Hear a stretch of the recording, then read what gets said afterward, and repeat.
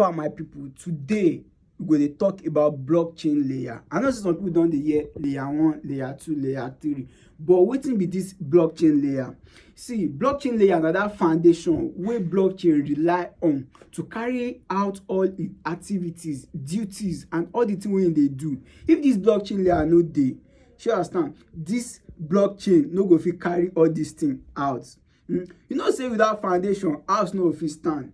Na the same way this blockchain layer dey for blockchain, and the thing wey form all this blockchain layer na consensus, network, DApp, and so on like that. All these things wey I mention just be like cement, block, granite, iron, you understand, wey dem dey mix together build house.